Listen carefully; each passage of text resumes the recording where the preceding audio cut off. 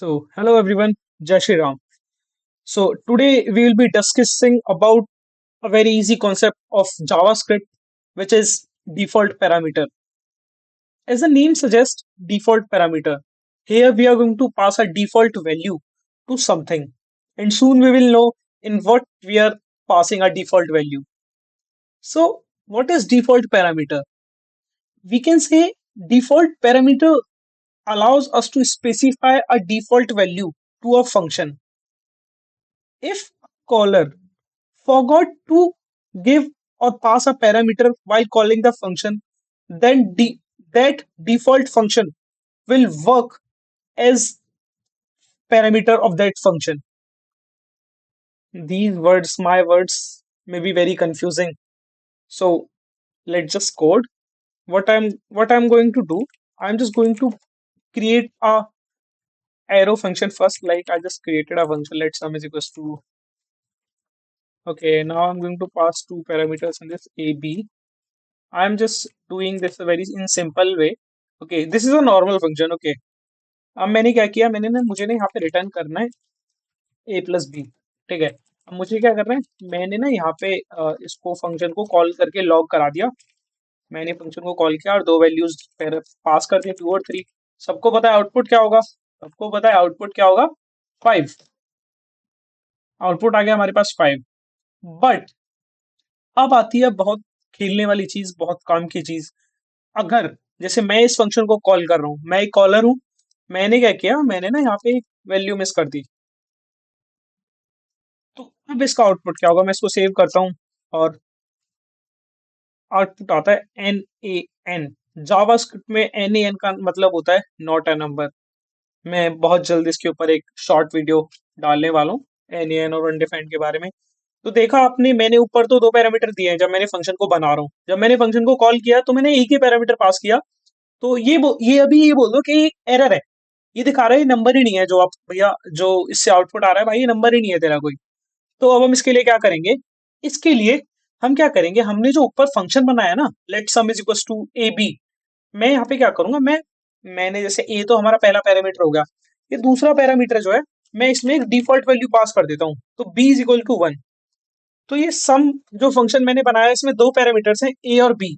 But B में जो है मैंने एक डिफॉल्ट वैल्यू पास कर दी जो कि हो गई 1. तो इसको हम बोलेंगे डिफॉल्ट पैरामीटर. अगर मैं अब देखूं, चलो मैं ना यहाँ पे दोबारा से मैं वो करता हूँ, मैंने यहाँ पे ना दोबारा से एक ही फंक्शन कॉल करते टाइम एक ही पैरामीटर दिया और मैंने सेव करके कोड को रन किया. तो अब आउटपुट क्या होगा, अब आउटपुट होगा 3. तो क्या हुआ, मैंने सिर्फ एक पैरामीटर दिया 2, मतलब ए की वैल्यू होगी 2.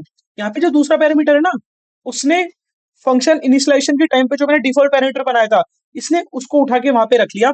तो 2 + 1 हो गया 3.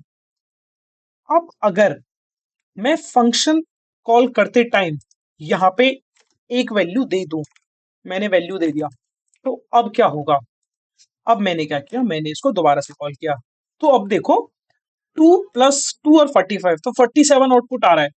अगर मैं कॉल करते टाइम डिफॉल्ट पैरामीटर बनाने के बाद, इनिशियलाइज करते टाइम मैंने डिफॉल्ट पैरामीटर बना दिया, बट अगर उसके बाद मैं कॉल करते टाइम पैरामीटर पास कर देता हूं दोनों, तो जो पैरामीटर मैंने दे दिया है ना कॉल करते टाइम, वो डिफॉल्ट पैरामीटर को ओवरराइड कर लेगा और आंसर हमारा 2 + 45 आएगा, 47. एक छोटा सा ट्रिक, मतलब ट्रिक तो नहीं है बट एक लिटिल हाँ ट्रिकी सी चीज है. मैं क्या करता हूँ, मैंने यहाँ पे ना सम टू करके एक फंक्शन बना लिया. मैंने यहाँ पे एरो फंक्शन बनाया है और मैंने यहाँ पे क्या किया, मैंने ना मैं यहाँ पे दोबारा पैरामीटर दे दूँ एक्स और वाई. और मैं यहाँ पे रिटर्न क्या कर रहा हूँ, x + y. ओके, मैंने इसको लॉग किया, सम टू को लॉग किया और मैंने 3 और 4 दिया. ये कुछ नहीं किया, ये तो मैंने बस वही किया है. अब मैं क्या करना चाहता हूँ, मैं ऊपर वाला जो फंक्शन है ना, मैं उसको as a default parameter pass करना चाहता हूँ. जैसे मैंने सम ऊपर एक फंक्शन बनाया ना, मैं उसको अपने दूसरे फंक्शन के अंदर as a default parameter pass करना चाहता हूँ. तो उसमें क्या होगा, जैसे मैंने एक्स और वाई पैरामीटर लिए ना इनिशियलाइज करते टाइम, तो मैं क्या करूंगा, वाई इज इक्वल टू, मैं ऊपर वाला जो फंक्शन है मैं उसको सम और दो वैल्यू पास कर दूंगा. मैंने दो वैल्यू दे दी 10 और 20, मैंने दो वैल्यू दे दी. ठीक है, अब मैंने क्या किया, ये मैंने देखो, अब मैंने ऊपर एक फंक्शन बनाया, उस ऊपर वाले फंक्शन को मैंने दूसरे फंक्शन के किसी भी एक पैरामीटर में डिफॉल्ट पैरामीटर के तौर पे डाल दिया। तो मैंने क्या किया, मैंने जब इसको कॉल कर रहा हूँ ना दूसरे फंक्शन को, तो मैं दूसरा पैरामीटर इसमें से हटा देता हूँ। तो अब थोड़ा सा गैस करो, वीडियो को पॉज करो और देखो इसका आंसर क्या आएगा। आप सोचा क्या आंसर आएगा? अगर आंसर तुमने सोचा है तो एक बार कमेंट में मुझे बताओ कि आंसर क्या आया था। तुमने क्या सोचा था? चाहे से गलत सोचा, पर आंसर जरूर बताओ मेरे को। मैंने क्या किया, मैंने इसको दोबारा कॉल किया, तो देखो आंसर आया 33। 33 कैसे आया? तो देखो मैंने जो वाई जो था उसमें मैंने ना ऊपर वाले फंक्शन को कॉल कर लिया था, सम को। तो सम मैंने, और यहाँ पे दो पैरामीटर पास कर दिए 10 और 20। तो इसने ऊपर वाले फंक्शन में 10 और 20 प्लस कर दिए, मतलब प्लस हो गया, 30 हो गया। तो वाई में जो डिफॉल्ट वैल्यू स्टोर हुई है वो हुई है 30।